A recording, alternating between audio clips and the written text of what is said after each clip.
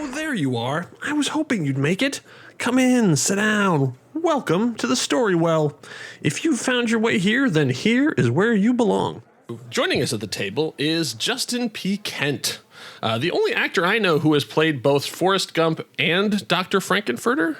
That is correct. I mean, I have done both those things. I don't know if I'm the only one you know. You only know that. If you'll indulge me, do you think I could hear a little of those mashed up? Could I hear a little of Dr. Frankenfurter's maybe entrance as performed by Forrest Gump? How do you do? I think you've met my faithful man. That is exactly what I was hoping for. I have not actually done Forrest Gump in a while. It's just intrinsic into me now. Yeah, I was saying, and you did it professionally, so you keep those muscles. You never know; the call might come again. You never know when you've got to pull out your Forrest Gump.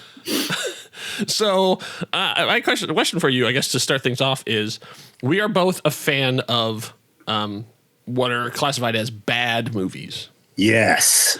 So, my question to you is: what do you think makes a bad movie a good bad movie, as opposed to just being a bad movie? First and foremost, it has to think it's a good movie. Yeah. Yeah, you have to have a movie that was like, everyone making it was like, this is the best. This is it. We have done it, you guys. And then it's released as garbage. As you know, my personal favorite is The Stuff. Mm-hmm. Which I'm pretty sure when they made it thought it was going to be the next big thing. They were like, this is it. We have got our movie. Can you tell our younger listeners who might not be familiar with it what the premise of The Stuff is? It is a classic story of dessert topping, or no, not even a topping, a dessert that looks very much like Cool Whip and sometimes like yogurt. That has bulked up out of the ground and is killing people in confusingly various ways. Like never kill. Like it's mind. It controls their minds. It also kills them. It's not ever really clear, and that's the beauty of it. Right, because it's sort of like they got to the premise of what if the blob came down from space but was delicious? Yes, and they're like, write that movie. Yeah, it's a classic that I encourage everyone to see. In fact, I have rated many friendships on reactions to stuff. Thankfully, my wife loves the movie. So, and that's why she's your wife. Yes, exactly. I mean, so, Stuff bringing people together. The classic line being, "Get in. I've seen it move too." That is, in fact, he had not. Yeah, exactly. Due to the terrible editing of that movie. Yeah.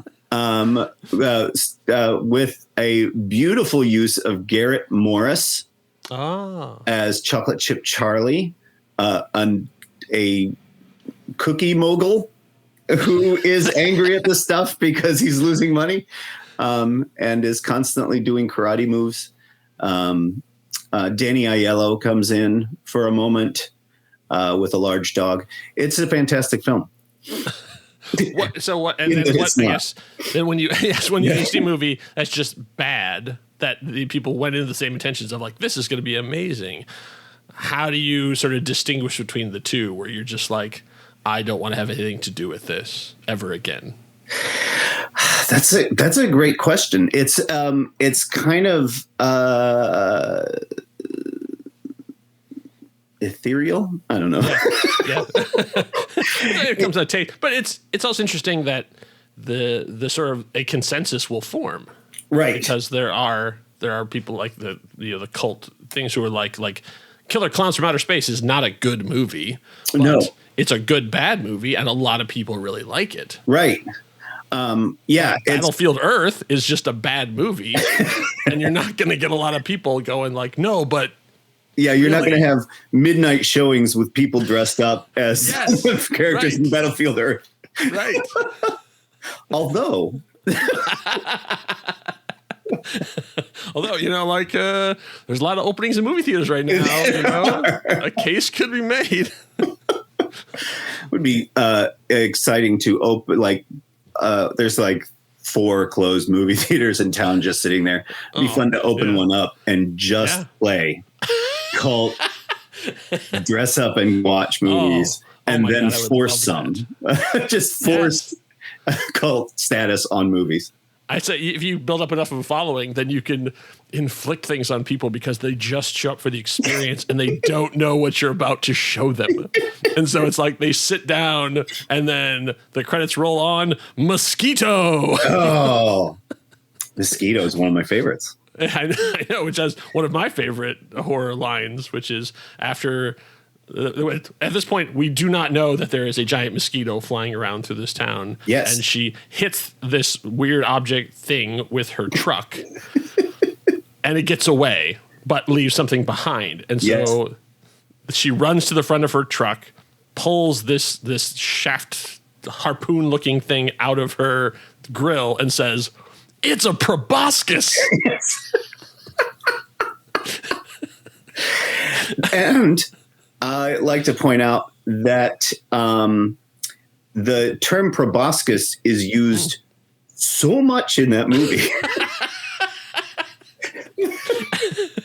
So it's like, no, there's no cultural attachment to this word. It's going to be ours. They use it all the time because they're scientists. Well, yeah, because they're science. I mean, it is a science word, so that proves that they are scientists by doing that. Classic. So, yeah. All right. So, since we've already been ripped on other people's bad movies, let's do a bad movie of our own. Okay. So, I'm going to ask you a series of questions, and there are no right or wrong answers. They will just sort of guide us towards where we're going to be. So, the first thing I'll ask is, do you have a particular format that you are interested in doing? Essentially, I have a 6-sided die that we can roll, and it will be either like a book, a TV show, a movie, et cetera, et cetera.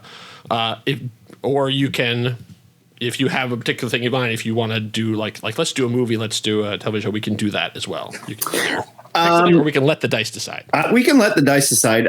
When I ever I'm creating a story in my mind, it's usually either a stage play or a movie, but it'd be interesting to play. Okay. All right. So we have rolled a 4, and a 4 is a film. All right. We are making a film. All right. Great. So Hollywood has called. Yay. The answer. All right. So now we're going to do genres. The same thing we can, I have... I think this would be a 20-sided die to do a genre, or unless you have a genre that you'd like to pick. You also can pick one, and then we can also add on something else too. No, let's let the die do it. All right, let's do it. All right, we have rolled a 5 first. That is a spy movie. Oh, okay. Right, and then we're going to add a second genre just to make things interesting. Ooh, it was almost on a 10, but it rolled to a 12, which is a crime caper, which pretty much goes well together. So a spy crime caper. Sure. Yeah, man, is that my wheelhouse. Okay. If you already have some ideas, we can go there. If not, I can give us a plot. Give us a plot. All right, let's do it. All right, I'm going to be using the Story Engine, which you can find at storyenginedeck.com. It is one of my favorite tools for doing this kind of thing because it instantly can build a plot, and then you can go along and make whatever changes you want to it. And so we're going to have... Okay, so currently we have an archivist sure wants to destroy the world with a Rune, but the blame will fall on their closest friend. With a Rune? A Rune, yes. How we are allowed one swap, so we can swap Rune. The other choices on the card. A Rune, yeah. Rune, not a rune like a rune stone. Not like a rune. Oh, that would be interesting. Just something that has been ruined. It's a rune. It's the ruined Rune. There's our title. The ruined Rune. The other choices on that card are a dump, a discovery, or an artifact. I think artifact kind of gives us a lot of things to go on. Okay, so I also have this is called the aspect, and the aspect is harsh, but I don't know what a harsh archivist would be, but it can also be a harsh artifact. Okay. So let's see. I don't think. Okay, they also on that card also is shadowy. I think shadowy works a little bit better. So a shadowy archivist wants to destroy the world with an artifact, but the blame will fall on their closest friend. Okay. So my first thing is I think the person we have discovered here seems to be the villain. Yes. It sounds to me like the shadowy archivist is the one who actually wants to destroy the world, and they have found something ancient that can do that. That seems like a villain. Yes. Yes. So we're getting into the sort of James Bondy, maybe, or even like Da Vinci Code kind of thing of a person, that'll be our hero. And since it's a spy thriller, it feels like we need to lean more into the historical science fiction typey thing as opposed to like the Ark of the Covenant. This doesn't seem like an Indiana Jones kind of thing if we're doing a spy thriller, even though technically I guess that would be a spy thriller because Indiana Jones was a spy for a period of his life. Yeah. Kind of I don't know, government funded Tomb Raider spy. Yeah. I like that. Okay. So let's say there's an H. I mean, I'm sure someone will find something historical, like a real thing, like, a more powerful version of Greek fire or whatever, the Tesla's death ray or something, some kind of historical thing that was created and lost, and this person discovered it and now wants to use it to do that. So I guess, what do we think that they're blaming for on the closest friend? So it sounds like these two were friends. Yes, the spy has got to be the friend. Out. Yeah. Let's say the blame will fall, but maybe that's what puts our spy into action, is that they've been blamed for whatever this crime was where they found this thing. Yeah. Maybe they're the one who found it, maybe. Yeah, or were part of it. And deliver it to the archivist, maybe not even knowing fully what it is, and the archivist figures it out. Yeah. Because they were the one who found it, they get the blame for it. Yeah, that's good. I like that. We could do kind of like a little Big Hero 6 thing where they make it look like they died in an accident caused by this when they're actually secretly working to the MacGuffin. The MacGuffin. Sure. I mean, why not bring a little Hitchcock in here, Yeah, so that's what the artifact is. It's our MacGuffin. Yes. Let's see. What's something we could pull from Scottish history and have it be a literal MacGuffin? Like it's the MacGuffin, but no. The MacGuffin. So if we're gonna have our spy, well, I guess the spy doesn't have to be our main character. So if our main character is a archaeologist, a archivist, something like that, we can do kind of a why the last man thing and have the spy be the person who shows up to help them. Like we have a Jason Bourne type. Right. So they do the action stuff and let our person be like, "Whoa!" Yeah, a good old classic a fish out of water team up. Yes. Where the spy arrives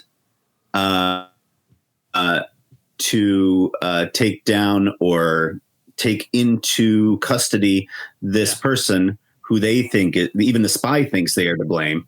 Yeah. And somehow they convince the spy that they are not. And then they go on their adventure to find the real villain of the story. Right. Oh, okay. So if that's the case, do you want to have it be? This is where the Hollywoodism comes in, where it's, should they have been former lovers? That like they meet up again. It's like, oh, I didn't know it was you. like you had changed your name or whatever, and then suddenly it's that they give them that way, they give them the benefit of the doubt? Or should it just be that they are so convincing in their ineptitude? That's my favorite. See, if I'm writing this, it's going to end up being a comedy for sure. Sure. Yeah. Because I mean, I like leaning into that sort of Men in Black kind of comedic moments, even though the danger is real. To have the spy come and try and take this person into custody and realize just by being around them that they are too much of a bumbling, incompetent person to pull this off. Though they are the one who found the artifact to begin with, so that's a little bit of a stretch. Right. So, well, but I mean, book smart. So you have that sort of like they're in their area, they're really good, but they're, it's the, I was thinking Evie from The Mummy, like expert, but also like prone to getting in over her head and, and completely out of her element when it comes time to doing anything, physical. Charming, lovable. Yes. But also, I don't know why, but I'm being reminded also of the television show, The Librarians. Oh, yeah. Okay. I like that. That's from the Leverage team. So I'm a big Leverage fan. So I'm bringing some of that. Then that gets us some of that serious but comedic thing too, where you can have this, our spy who is so polished and good at their job and yet is completely hampered at every opportunity by our main character trying to help, the sort of like swinging the pan and hits the spy instead of the villain kind of classic shtick. Yes, always earnest. Yes. Always earnest in what they are trying to do to help, but just ruining everything. Yes. So not cowardly. More, it'd be better if you just stayed out of the way. But it's like, but no, I'm here, but I want to help. But they can't. They want to help so bad. Okay, so I guess then let's talk a little bit about location stuff. I mean, do we want to do sort of a national treasure kind of like this is across America thing? Are you thinking for more international? I guess if it's an artifact, there's probably not any artifacts you're going to find in like Nebraska that are going to be potentially world ending. or it sounds like I would think we're going to have to go towards Egypt, Greece, like that, that's sort of that area. Or I mean, you could go what was it, Tsunga Blast in Russia? Like, it turns out like the meteor was actually, there was a lot more to it than what they had let on. So it's this, they still have it in their archives. Yeah, that'd be good. Okay, yeah, that'd be okay. That sort of opens up if we have it like northern Russia. It feels like all of Russia's northern Russia, Alaska, like Bering Strait kind of thing, where then you can still have that. You don't have to have everyone with Russian accents. You can have like they just cross the strait and then suddenly now they're in America or Canada. Oh yeah, but that sort of that period, and of course when you get that far north, there is a lot of snow. It doesn't have to be snow. Like it's every movie when they're in Russia, it's always snowing. But they have seasons too. Even Alaska has seasons. Yeah. Right? Yeah, exactly. Watch Northern Exposure. Like there literally are seasons in Alaska, so it doesn't have to be cold. But I think that opens up some interesting stuff because we haven't really seen thrillers because it's usually like Bond in Monaco or whatever, and it's like, oh, but what if it's they're like they have to like hide out on a cruise ship full of people watching the glaciers melt. I mean, set action. There's a comedy thing. Action scene with on a shuffleboard court. Going again. Okay, so I guess since they came up in the card, let's talk a little bit about the villain. So this shadowy archivist. why do you think they want to destroy the world? Like, why not rule the world? What is it that they have gotten so angry about that they're like, it's all got to go?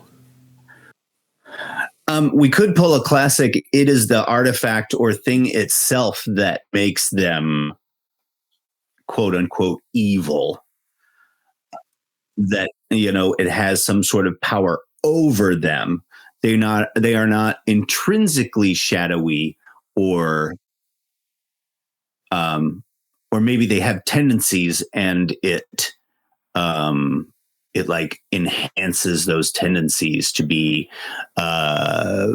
negative or wanting to get rid of humankind.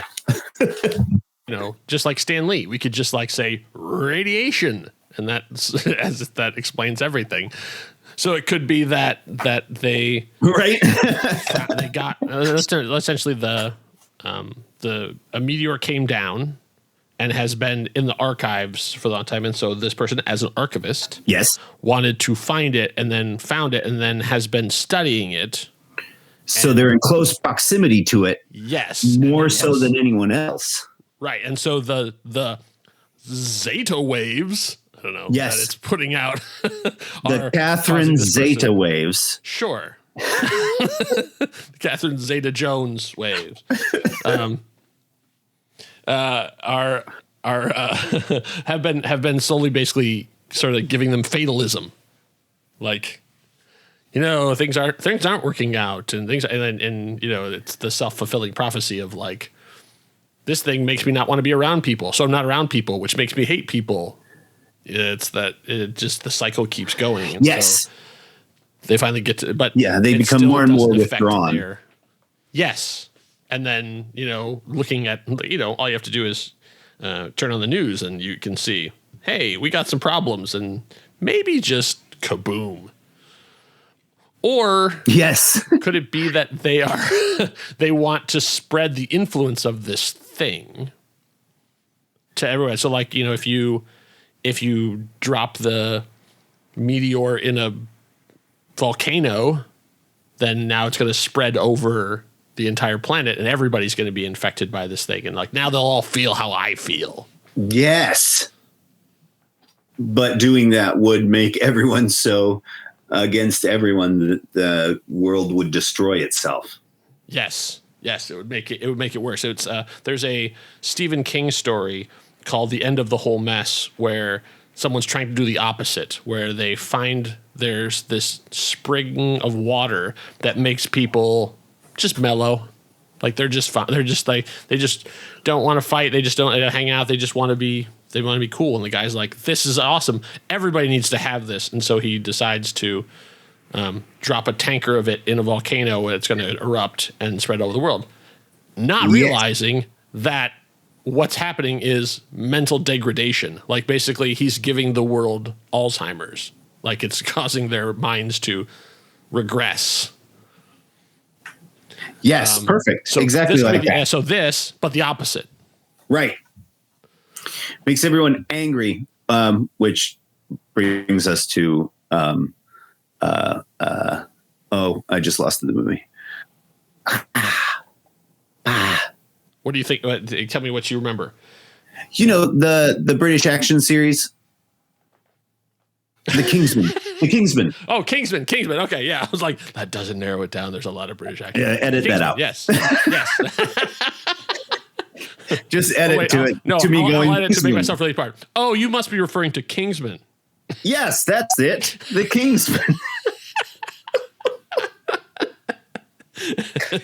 Oh wait! I should make my guest look good. Oh, it's Matthew Vaughn directed it. Had a bunch of guys in there. What's the name of that movie? It was a series. They had 3 of them. Yes, Kingsman. Oh, Kingsman. That's it. Man. You are so smart. I can think of those easily at any time. Like let's say that the zeta rays are we'll go with a better term there. I'll look up some science gobbledygook and we'll drop that in there at the end. That's third draft stuff. You just global search and replace. that let's say that it sort of turns you into a Vulcan. Like it sort of inhibits your emotions, but increases your logic so that this person is still very smart and continuing on, not realizing the damage that they're doing and thinking like, I am the superior person, but I'm going to be benevolent and share this superiority with everyone. Yeah, the way it affects them, it makes them feel like they're actually just thinking much clearer. Yes. Oh, it's all clear to me now. Yes. And I want to share my clarity with everyone. Yes. All right. So we have our our villain pretty well figured out. We have to figure out who our main character is, and then we got our diligent spy who actually knows what they're doing. Right. And I guess so. If we're gonna start in Russia, I guess if we're gonna go with the volcano thing, which obviously hat tip to Stephen King if we want to actually do that, or someplace else. It could be somewhere they're doing a bomb test. I'm trying to think of somewhere that they could get it to that this thing would get blown up without them having to like steal a missile, which turns into a whole nother thing. Well, that'd be a caper. Yeah, it would be a caper. It would be a caper. I mean, we could have it. There are naval testing and like they're going to be shooting torpedoes, and so they're going to put the thing on a torpedo, like in front at the target where they're going to torpedo, and it's going to blow it up and put it into the. And I guess where do you think would be a good, exciting place that things would be blown up? It could be. See, I'm like doing the Indiana Jones thing in my head of like the map. Like, okay, so we're starting in Siberia and then Alaska, and it was like going down the coast. So I don't know. They're blowing up a hotel in Las Vegas. That's an exciting location, right? I actually love that. I've just got to get this meteor to Las Vegas without anyone knowing. Yes. And they have to stop it. So then it's our sort of road trip is along the coast. So it's like from there, like through Alaska down to Canada. And so they might be coming in a boat. I would think that they probably, because it's the meteor. We'll assume, I don't know, bigger than a basketball. I would think. I mean, like this thing has got to be massive. It has to be massive. Like the size of like a Volkswagen. I would think like a. Yes. And then. So I guess is it that they have to they're doing we actually this is weird. We were just talking about Rat Race. Like it becomes like a Cannonball Run-esque thing where they're trying to do on land while this boat is on its way to the harbor, and they're trying to like intercept, like they're trying to get there first. Right. Okay, so I was gonna say, why can't they just ask for help? Oh, it's because they've been disgraced. They assume that they're working. So all the attention is being focused on them and the manhunt. Yeah, because the spy, by not taking our bumbling hero, is basically gone against their assignment. Yes. And is trying. So they're basically on the lam themselves until they can prove that our hero is innocent. Yes. So they can't have help. Right. So they're left to their own devices and have to. The government's going to find them. So they are literally on their own. Right. Yes, they are cut off from any help. So they only have each other to rely on to get through. Would the villain be sending henchmen? Or do you think it's enough just to like have them fighting Mounties? All right. So I think it's good enough for them to be fighting Mounties, because does the villain really know that they're even after them? Or are they they're just wrapped up in their own thing and don't even realize somebody is coming after them, at least not yet. Yeah. I had in my head, I had originally thought that they had framed this person our main character Oh. to get all attention back on there. But it could be that also happened and they just didn't do anything to prevent it. Right. The assumption was, since this person found it, they were the one responsible. Yeah. So it's more like, well, all eyes on them. Yeah. So then I can continue to do what I need to do and, forge all these shipping manifests, which is would not be nearly as exciting as a movie. Than like watching them go into Adobe Acrobat and change documents. while laughing maliciously. Yes, exactly. So it's like the really boring version of Unfriended, where they're just like you're just watching them slowly like do global search and replace. Ooh, okay. I'll have to remember that for later. Think about it for down the line. Okay, so all right, so then we have, I guess, then let's lean into our sweet spot and let's talk about wacky hijinks. So, like, what kind of things are they going to get into? Like, how are they going to? I mean, I like the cruise ship thing. I think that was fun. Yes. Like to get them on a cruise ship with a bunch of retirees, right, and having them try to blend in as they arrive on this, and besides the crew, they lower the median age of the guests.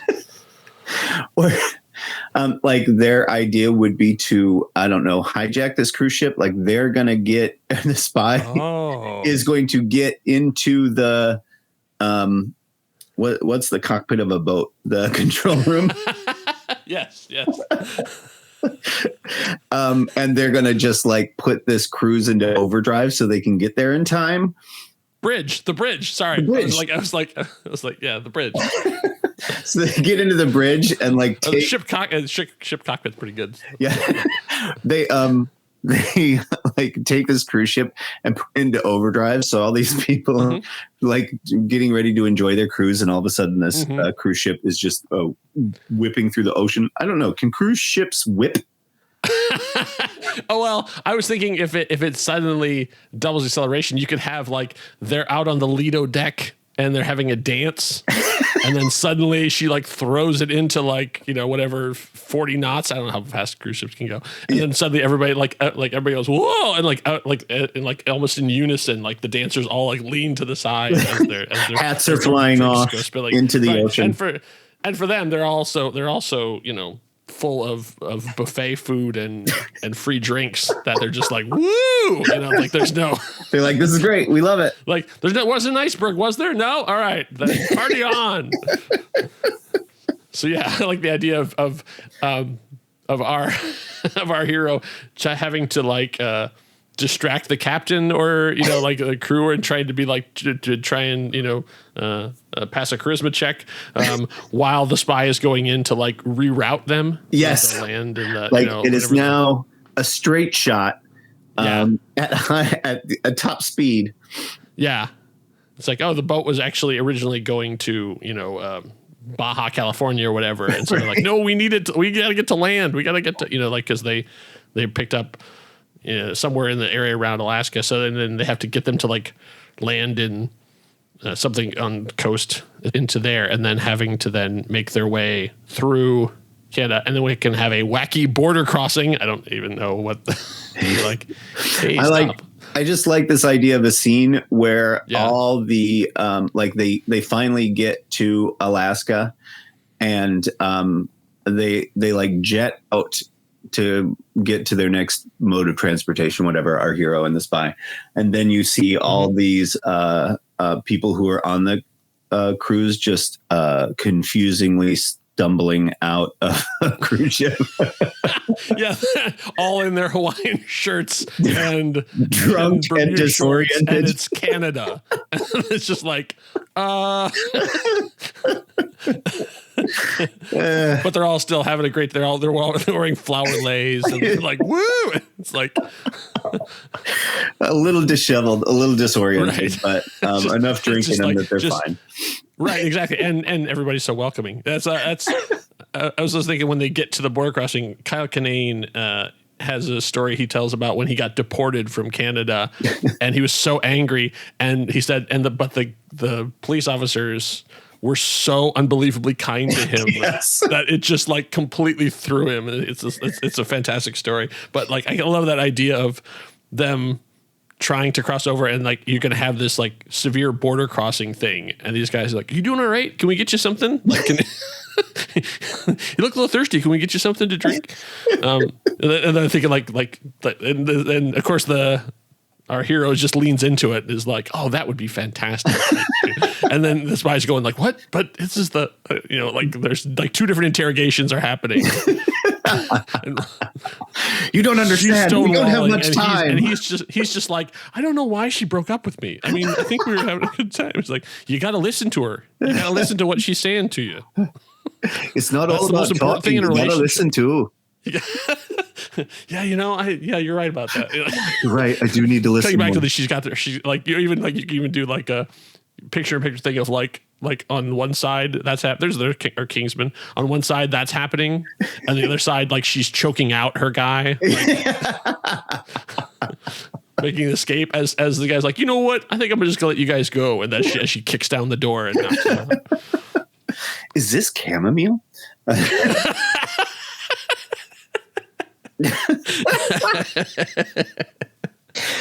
I love that. Yes. Yeah, that's great. Okay. Yeah. And then you could contradict that with when they cross over into the American side, and the first American officers they come across are not nearly as kind and accommodating. The exact opposite. Yes. Right. Yeah. Yeah. Cause then like you could do like Portland, Seattle sort of areas they're crossing in as they're trying to get sort of down into there. Okay. Is there, because this is, because obviously we're working on a American style thriller. Is there romance anywhere in this between, is it like that the archivist and our hero used to be a couple? Is it that the spy and the guy are falling in love? Is there just not at all? And we're just gonna, there's no romance in Men in Black, and it's fine. Isn't there? No. Well, there's romance and then there's bromance. Yeah. What if we create a love triangle then? Like there is both, chemistry between the spy and our hero, but also our hero, and the archivist were once a couple. And maybe the archivist isn't quite over it yet, and maybe a little bitter. So when we finally get to that point where there's three in the room, then there's tension. Right. So yeah, it could be that the archivist, our hero considers the archivist the one who got away. Right. And the spy is actually like, this guy's kind of charming. And this guy is completely oblivious to the fact that the spy is like into him. Yes. Because it's so focused on like if I can just talk to her. Yeah. Right. Yeah. Him or whoever they are. If I can just talk to the archivist, everything, I can straighten this all out. Yeah. Okay. They bumbled the relationship like they're bumbling this. Yes. Yes. All right. So then it would come down to a final confrontation in Las Vegas. Yes. Las Vegas. I like an idea of taking a meteor through Las Vegas and trying to be so careful to hide it. And then at some point realizing that it's Vegas and nothing's weird. That's right. Yeah. I love that. I love that idea that the spy would be like, they're going to try and disguise it. Like, they got to figure out what a large vehicle is. And then as they're talking, it's like a parade float decorated. It's like lights and everything. And like they have people on it, like dancing. Woo! As it like slowly rolls down they're just like, is that? This is going to be the key installation in the new casino, the Meteor. Yeah, it's like everyone's talking about that new Area 51 themed casino that they're building, and this is going to be the centerpiece for it. Yes, it is celebrated through the streets. but how do we? Yeah, trying to get a bunch of drunken tourists to organize enough to get out of the way. Those guys are trying to steal the meteor. Okay, so I guess what do you think? Are we going to go for a Cabin in the Woods style ending where it's like, nope, boom, or will love prevail? Because how do you think that our hero is going to get through to the archivist? Because the power of love is a curious thing. It will make one man weep, but another man sing. Oh, that's deep. I've never heard that before. Thank you. I'll let you just stew on that for a minute. I'll stew.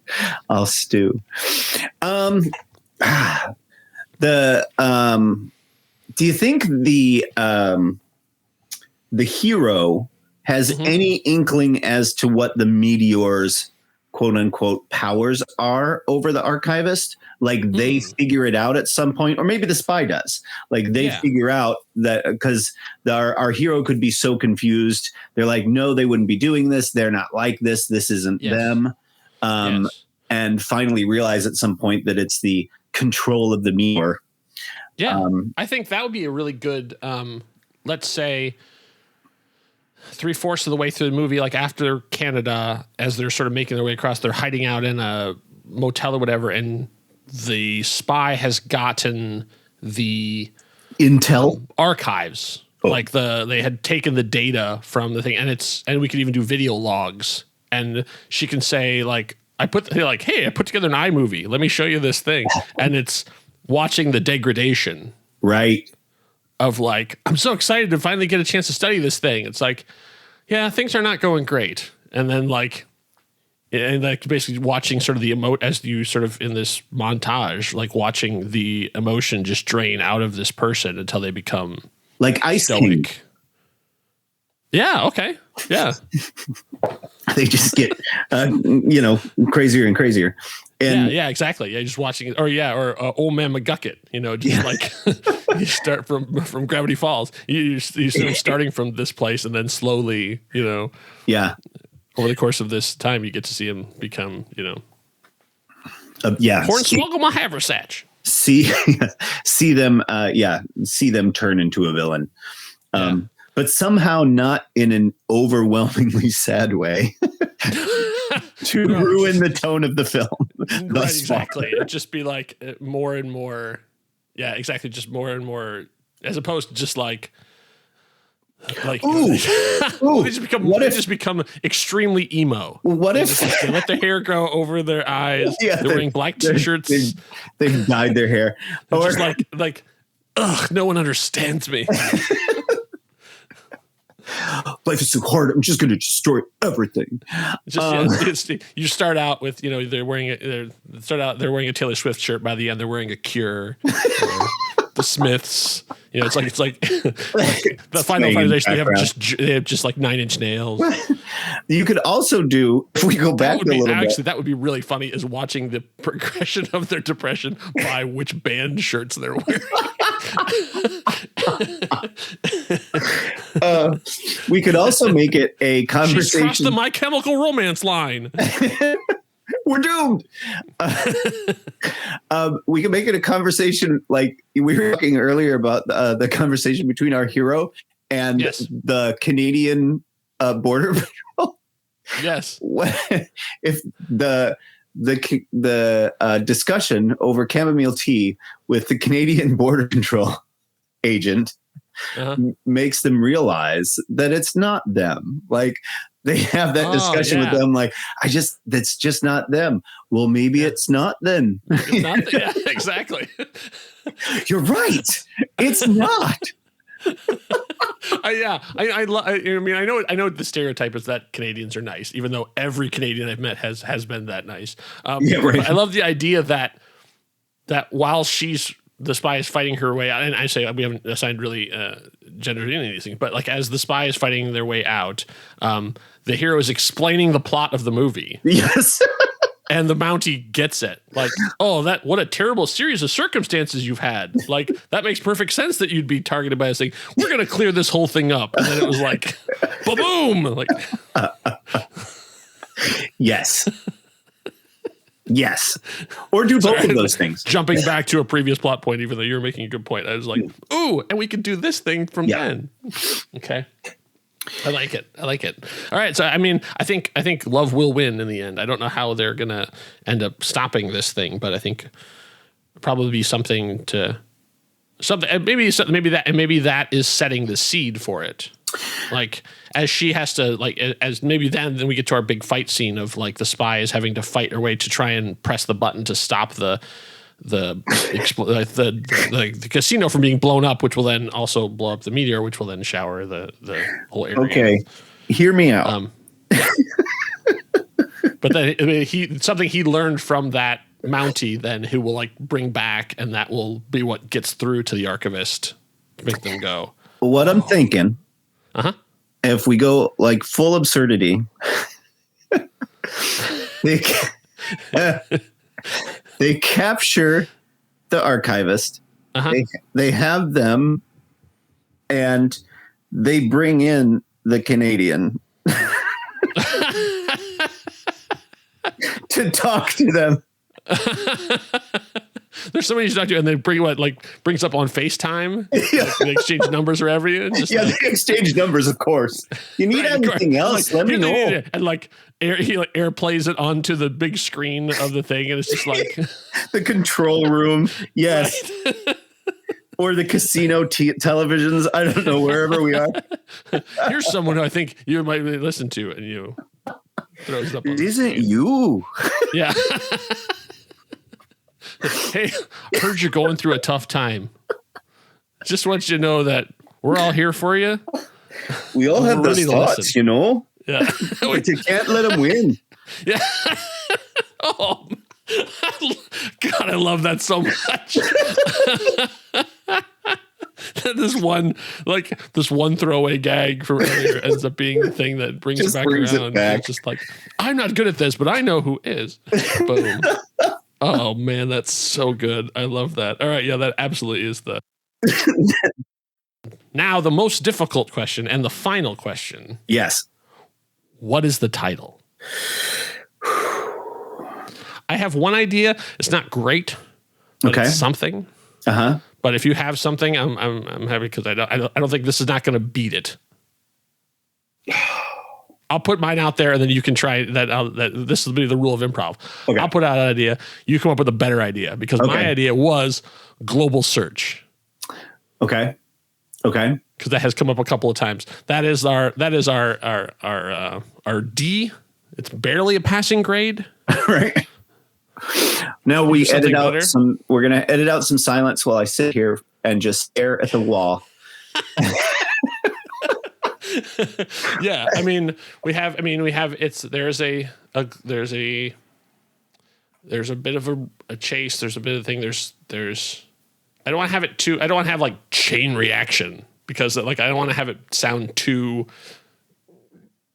scientific and serious. Yeah. But at the same time, I don't want it to be like meteor chase. Like oh man. I'm coming up blank. Cross divide, cross. I'm notorious for hating location names, so I don't want to like call it like Bering Strait or something. I don't like titles that are the names of places. Right. Like the musical Chicago is great. It's still a stupid title. Yeah, agreed. There's a lot more going on than Chicago. Yeah, Chicago. Exactly. Right. Kill all humans. No. It's all gotta go. Oh, that's not bad. Jackpot! Exclamation point.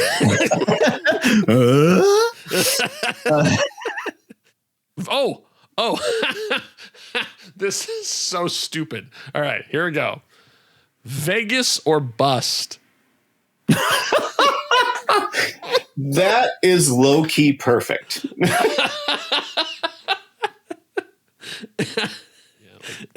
I think Vegas or bust wins. Vegas or bust is really good. Yeah. Okay. Yeah. Okay. All right. There we go. All right. So we've got our international spy thriller, Vegas or bust. So thank you for joining me for this. I see you were worried, but I feel like you had a good time. I did. I had a great time. I enjoyed this very much. Yeah. So, and as we do at the end of episodes, the idea is now yours, dear listener. We are releasing this idea of our Creative Commons attribution.